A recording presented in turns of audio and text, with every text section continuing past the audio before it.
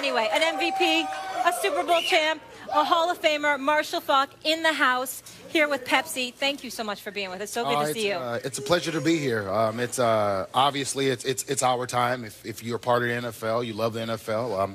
Being here in the South in Houston for the Super Bowl. Southern hospitality, we love it, right? Yes, it's great, and boy, ready for a great game. Speaking of that, I have a question for you. How do you feel about the Pats being back in the Super Bowl again, Marshall? For their fans is great. Yeah, what about for you? For me, I have a job to do. Doesn't matter which two teams. I got to talk about the game. That's it. Well, you know, first of all, you do an outstanding job on the NFL Network. Congratulations Thank you. on that, man. Love the work that you do. I appreciate Molly's question because we started off the show talking about the Tuck rule and what the Patriots would be had that call gone against them or whatever. You've been somebody that has spoken in the past about what you feel they're worthy of in terms of their reputation, the acclaim they receive or whatever. Elaborate, educate us on what we should feel about the New England Patriots based on what they've accomplished throughout these years.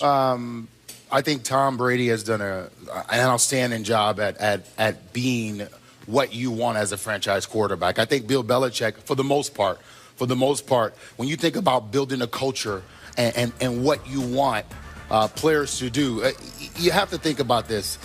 In this world where players think that they're God, you go to New England Patriots and you understand Bill Belichick is going to be the judge and the jury. And if you don't toe the line, you got to go. That's it. It does not matter what you are. He has built a culture that works, and he's proven that it does work. Now, what I don't like, what people will do, and it happens, you forget the little notches of things that happen. Michael Irvin and I, we always play around. He'd say, man, if Belichick win this one, we got to rename the Vince Lombardi Trophy the Bill Belichick Trophy. I said, Michael, that's hard because Bill has been accused of things and caught of things in the league that you just can't pretend like it didn't happen. Whatever gate. Yeah. I mean, there's all kinds of gates. There's all kinds of gates. Let's not pretend like those things did not happen. Right. So those are the things. As far as playing football, getting players ready to play X's and O's, Bill Belichick, there's nobody better than him in the game. Well, you do understand that when you're debating Michael Irvin, there's an easy way to beat him up. I mean, all you have to do is bring up his pathetic Cowboys, you know, and what happened is he'll find a way to wiggle out. Michael Irvin, listen, we got cops here in Houston. I put an APB out for Michael Irvin because I've been looking for him. I can't find him since the Cowboys lost a couple of weeks ago. Go ahead, Max. So when people hear about the cheating in New England, right, that the assumption that I hear from a lot of fans is, look, if they're getting caught, maybe that means they're cheating more because the assumption is everyone's doing it. Everyone's spying on everyone. Yeah. I mean, Jerry Rice came out and talked about Stickum back in the day, which was illegal back in the day, but they used it and, oh, it's okay. Shaq came out and said, yeah, I used to deflate the basketball before the game started because I want to be able to palm it like Michael Jordan and I had small hands, which is both of those things are just saying I was cheating because I want to improve my grip, right? Yeah. So how do you respond to that? Are you saying that the Patriots are cheating more than the other teams, or they're the only ones cheating? I didn't use the word cheat. Looking for an edge. That's gating. Gating. You used the word gate. Are they gating more than other teams? Gate is a great word to use, but I didn't use the word cheat.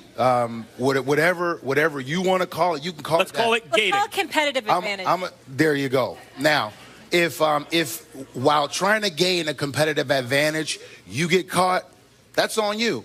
But in the games of sport, everybody wants to have an advantage. Everybody. So is the idea they're doing it more than others, or they're doing it sloppier than others? I don't know what the idea is. The only thing I know is they have been accused and they have been caught, and that's that. I'm not calling anything cheating. I'm saying when you play a sport and you want to have any kind of advantage you can, do so. Yeah. It happens. We know that.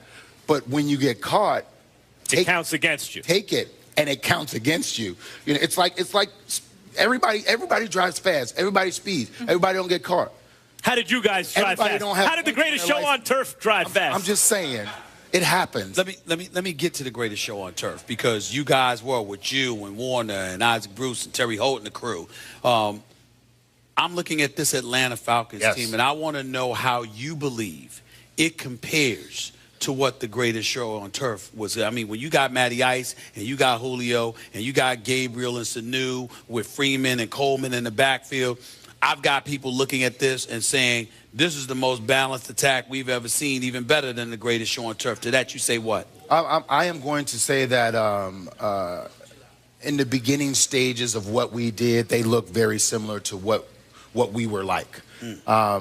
If they want to duplicate these numbers for 4 or 5 years, then I'm going to say, you know what, then they deserve that right. But until then, consistency, it is what it is. 1 year, we've had other teams do things like this for a year or maybe 2. Just look at what we did for about 4 or 5 years as a group together. I asked the question because as we get set for Super Bowl 51, and we look at the New England Patriots and what they're going to have to go against, when you guys lost to them, considering how potent your offense was, how do you see this unfolding based on the comparison that I just brought up? In other words, what Atlanta is capable of doing, how do you see this unfolding Sunday night?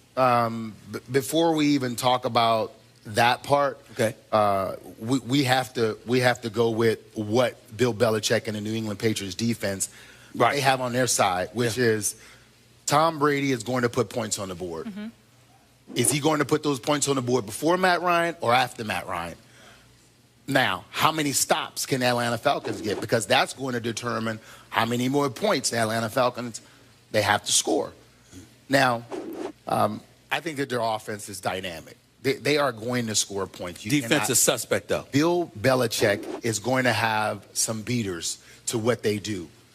You can't stop the Falcons, but can you make them stop themselves? Can you cause them to make mistakes? That's what they need to have happen in that game. If you look back at our game, you know, we not only turned the ball over, we turned it over. It was a pick 6.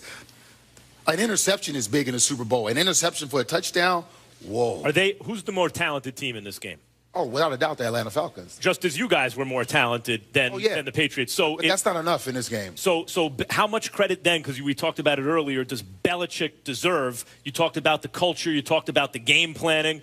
Consistently, they seem to be able to come out on top, even during the regular season, against teams that are more talented. You guys were obviously more talented than them. They make less mistakes in games than other teams. And Bill Belichick, I'm not just talking about the players, I'm talking about the coaches. They put their players in situations for them to succeed. They don't ask you to do what you can't do, but they ask you to do what you can do all the time. And don't mess that up. That's it. 2 components for New England, for Atlanta's defense that has me concerned. One's an upside, one's a downside. Upside is the line with Beasley and the crew wondering whether or not they'll be able to get to Brady.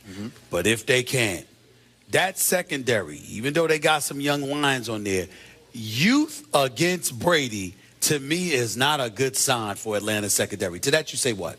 It's not.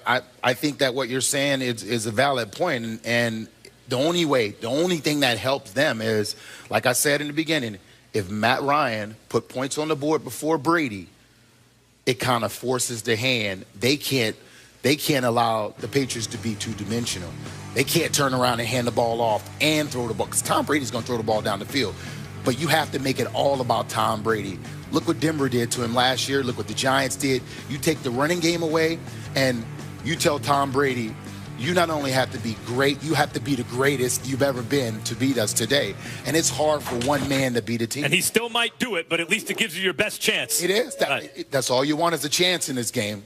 And people think about it all the time. You only want a chance. Can you be great? In this league, it's not like basketball. There's no game 7. There's no game 6. You have to be great one day, one time, in one game. That's it. That's all you need. Yep. And it's nice to see running backs getting some love again with guys like Freeman and Coleman. Yes. The game is back. Marshall, thank you so much for being with us. So good to see you, presented by Pepsi. We appreciate you. We'll be watching you this weekend on And let me know when Michael Irvin shows up to work. Coming up later, we go from one of the greatest running backs in the game to one of the best wide receivers, Antonio Brown, A.J. Green. They will be in the house. Looking forward to that. And will Tom Brady bring home his 4th Super Bowl MVP on Sunday? The guys will tell you that after the break. Shout out to the Houston cheerleaders. Hey.